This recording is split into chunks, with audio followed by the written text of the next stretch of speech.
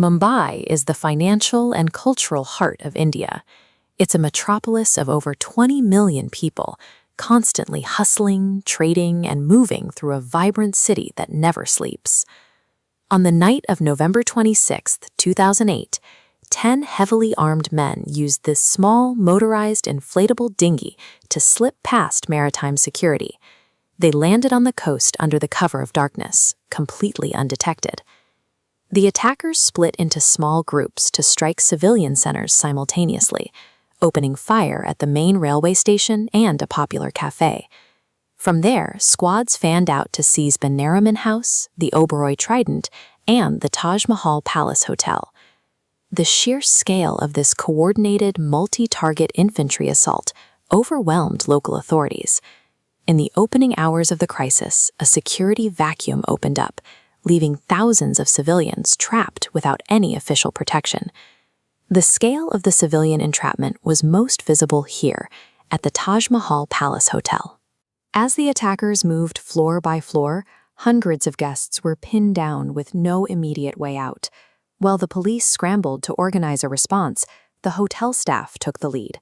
Managers and kitchen workers, who knew every hidden hallway and exit, chose to stay behind to assist their guests.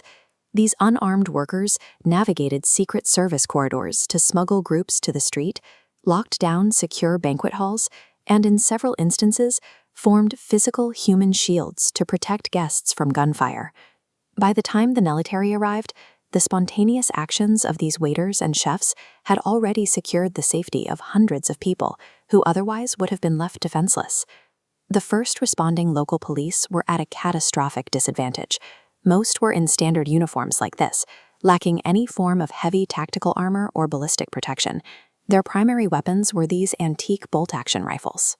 It was technology from a previous century being used against modern assault rifles and military-grade explosives. Recognizing they couldn't win a direct firefight, the police shifted their strategy. They moved to engage the attackers not to eliminate them, but simply to keep them occupied. By drawing fire and refusing to retreat, these officers bought the time Mumbai needed for civilians to escape the hotels and for elite military units to mobilize. That delaying action reached a turning point at a police barricade at Girgaon Chowpatty. One of the attackers, Ajmal Kasab, tried to break through the line in a hijacked car.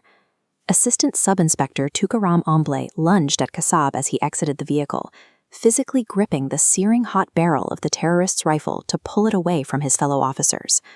Amble held on as he was hit by multiple rounds, allowing his outgunned colleagues to swarm the shooter and tackle him to the ground alive.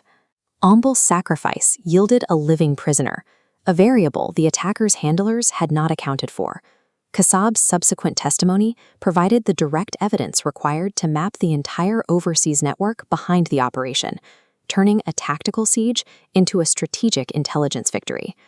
While the local police held the perimeter on the ground, India's elite Black Cats, the National Security Guard, reached the city to finish the fight. Under the cover of darkness, these commandos fast-rode to the hotel rooftops to bypass the barricaded entrances.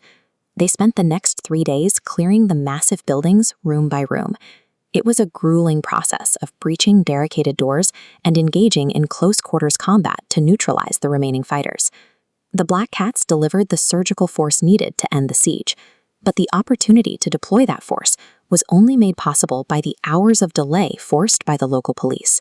The siege ended after 60 hours. Over 160 people were killed and hundreds more wounded, leaving the city to face the wreckage of the most devastating attack in its history.